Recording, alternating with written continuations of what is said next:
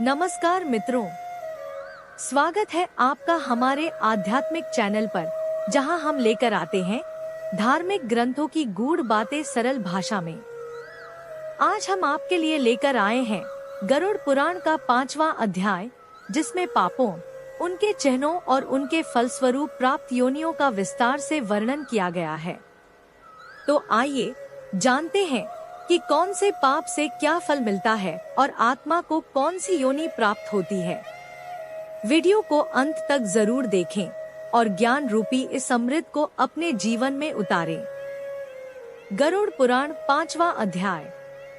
गरुड़ जी भगवान विष्णु से पूछते हैं, हे केशव, कृपया बताइए कि कौन से पाप से कौन सा लक्षण या रोग उत्पन्न होता है और ऐसे पाप करने वालों को कौन सी योनि प्राप्त होती है। भगवान श्रीहरि उत्तर देते हैं कि नरक से लौटे पापियों को उनके कर्मों के अनुसार विशेष रोग, लक्षण और जन्म की स्थिति प्राप्त होती है।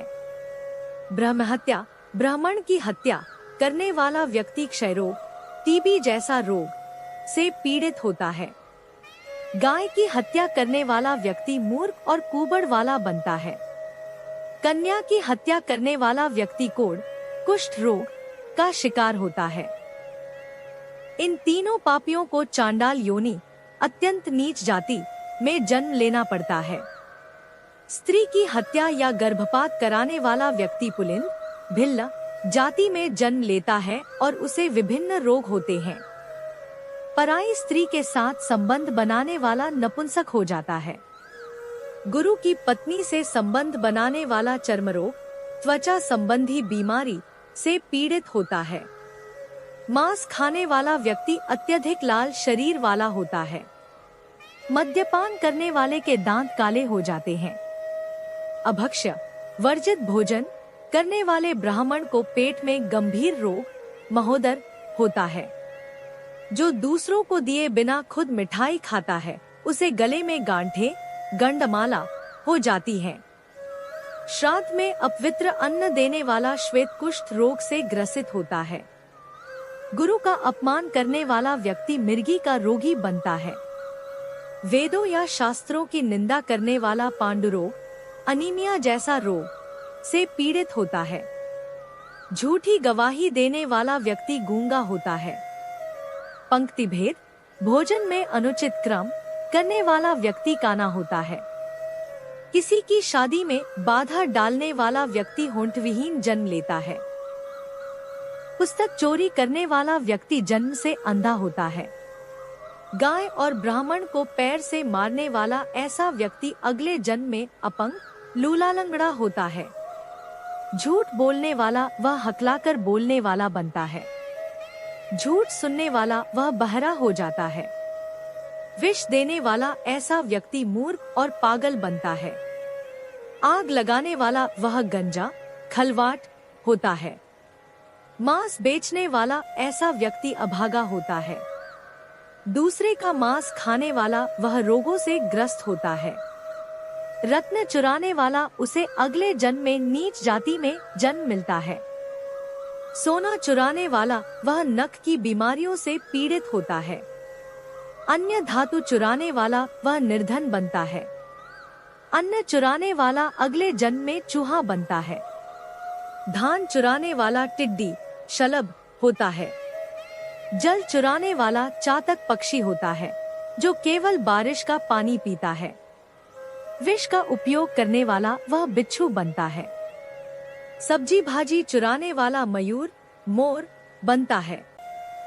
सुगंधित वस्तुएं चुराने वाला छुछुंदर बनता है। शहद चुराने वाला डांस एक प्रकार का कीट होता है। मांस चुराने वाला गिद्ध होता है। नमक चुराने वाला चींटी बनता है।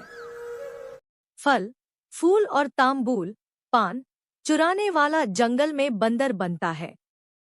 जूता, घास या कपास चुराने वाला वह भेड़ के रूप में जन्म लेता है।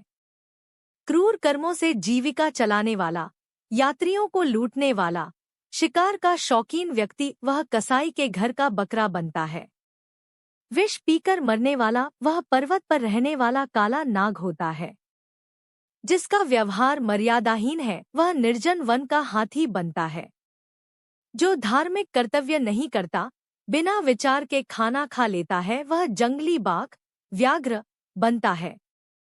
जो ब्राह्मण गायत्री मंत्र का जाप नहीं करता, संध्योपासना नहीं करता, अंदर से दुष्ट और बाहर से साधु दिखता है, वह बगुला बनता है।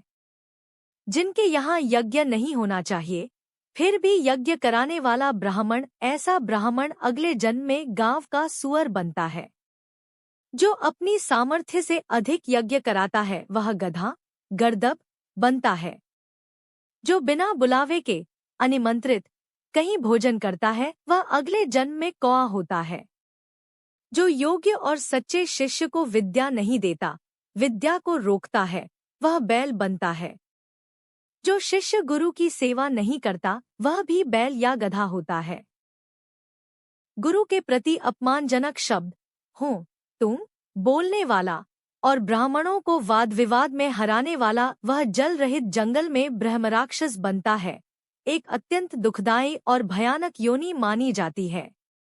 जो प्रतिज्ञा करके भी ब्राह्मण द्विज को दान नहीं देता, वह सियार बनता है।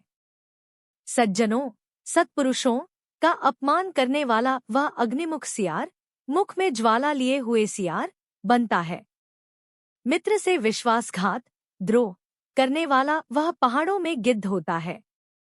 खरीद बिक्री में धोखा देने वाला, वह उल्लू बनता है।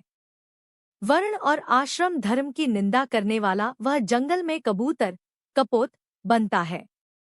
जो किसी की आशा तोड़ देता है, स्नेह नष्ट कर देता है और द्वेषवश पत्नी को छोड़ देता है, वह लंबे समय तक चक्रवाक चकोर पक्षी बनता है। माता पिता और गुरु से द्वेष करने वाला, भाई बहन से शत्रुता रखने वाला व्यक्ति, ऐसा व्यक्ति हजारों जन्मों तक गर्भ में ही नष्ट होता रहता है या बार बार नीच योनियों में जन्म लेकर कष्ट भोगता है। उसे स्थायी रूप से कहीं ठिकाना नहीं मिलता। जो स्त्री अपने सास ससुर को अपशब्द कहती है या हर समय झगड़ा करती है, वह अगले जन्म में जलोका जल में रहने वाली जोंक बनती है, जो दूसरों के खून पर जीवित रहती है।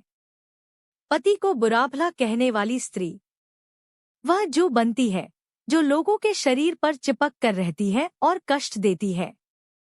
जो स्त्री अपने पति को छोड़कर परपुरुष से संबंध बनाती है, उसे अगले जन्म में चमगादड़, वल्गुनी, छिपकली या दोमुंह वाली सर्पिणी, सांपनी के रूप में जन्म लेना पड़ता है।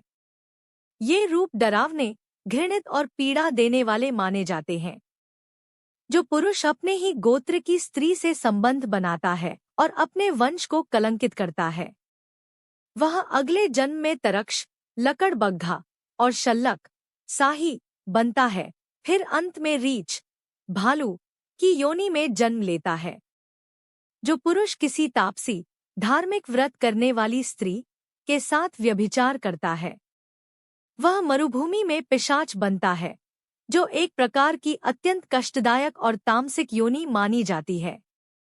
जो व्यक्ति अल्पवयस्क, यौवन प्राप्त न करने वाली कन्या के साथ संबंध बनाता है, वह जंगल में अजगर बनता है, जो एक विशाल, हिंसक और भयावह सर्प होता है।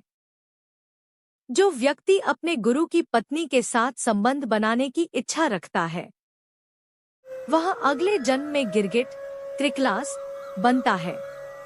गिरगिट रूप में उसे बार बार रंग बदलना पड़ता है। यह उसकी पापमयी, छिपी हुई प्रवृत्तियों का प्रतीक है।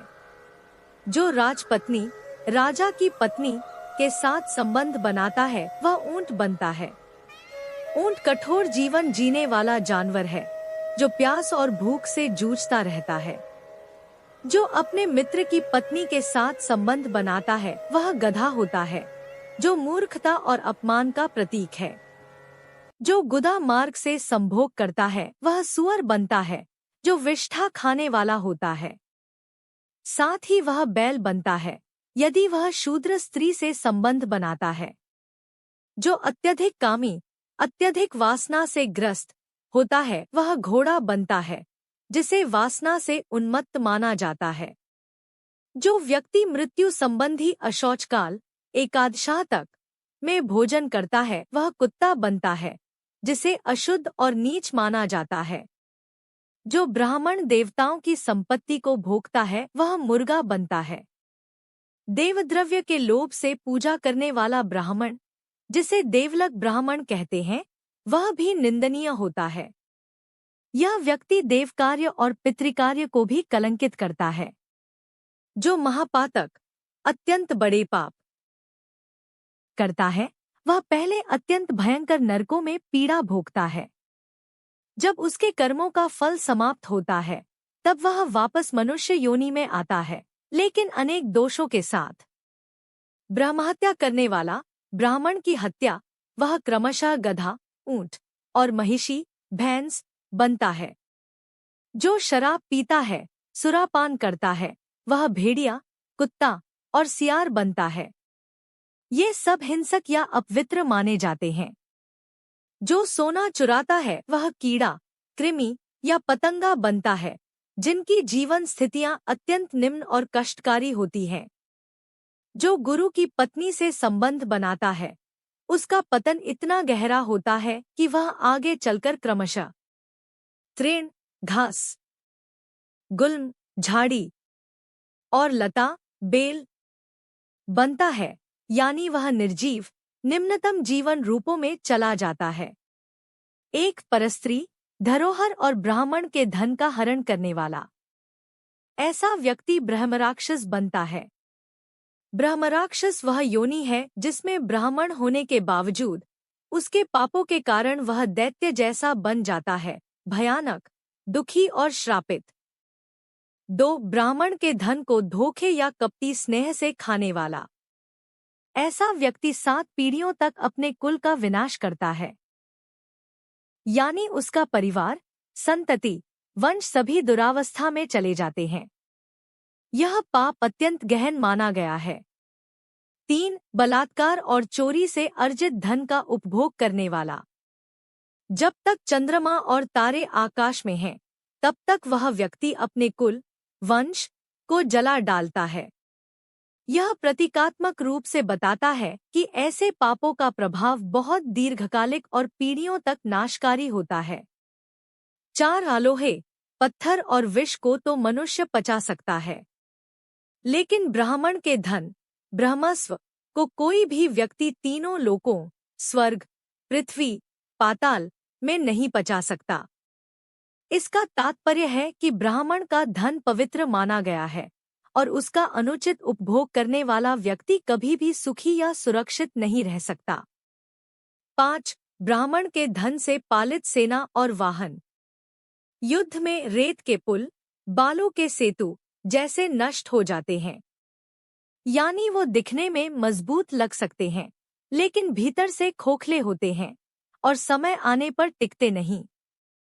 6. देवद्रव्य, देवताओं की संपत्ति का उपभोग, ब्राह्मण के धन का हरण और ब्राह्मण का अपमान, इन तीनों कर्मों से कुल पतन को प्राप्त होता है, यानी ऐसा करने वालों का वंश खत्म होता है या अपयश, रोग, दरिद्रता और मृत्यु जैसी पीड़ाओं से ग्रस्त हो जाता है।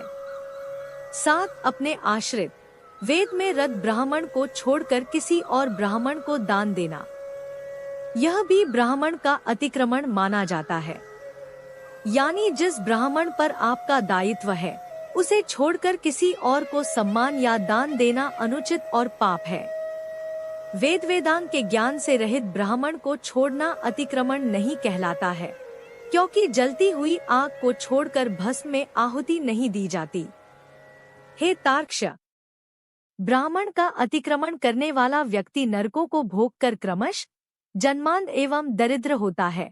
वह कभी दाता नहीं बन सकता, अपितु याचक ही रहता है। अपने द्वारा दी हुई अथवा दूसरे द्वारा दी गई पृथ्वी को जो छीन लेता है, वह 60,000 वर्षों तक विष्ठा का कीड़ा होता है। जो स्वयं कुछ देकर पुण्य स्वयं ले भी लेता है, वह पापी एक कल्प तक नरक में रहता है। जीविका अथवा भूमि का दान देकर यत्नपूर्वक उसकी रक्षा करनी चाहिए। जो रक्षा नहीं करता प्रत्युत उसे हर लेता है, वह पंगु अर्थात लंगड़ा कुत्ता होता है।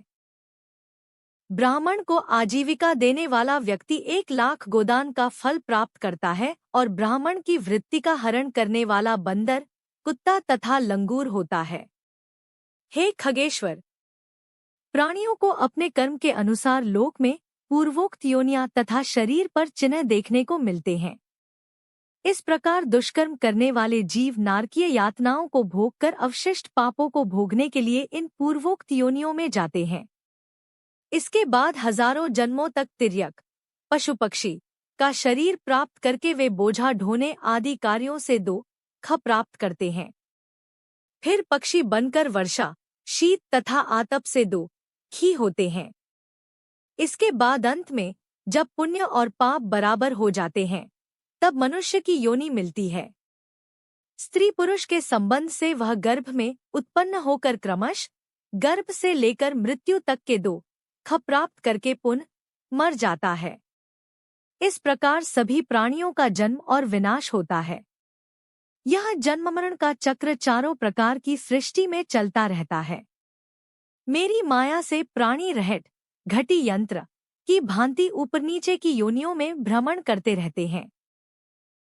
कर्मपाश बंधे रहकर कभी वे नरक में और कभी भूमि पर जन्म लेते हैं। दान न देने से प्राणी दरिद्र होता है। दरिद्र हो जाने पर फिर पाप करता है।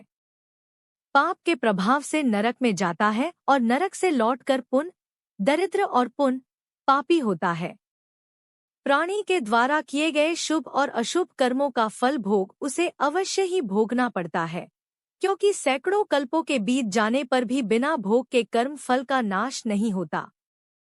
इस प्रकार गरुड़ पुराण के अंतर्गत सारोद्धार में पाप चिह्न निरूपण नामक 5वां अध्याय पूर्ण हुआ।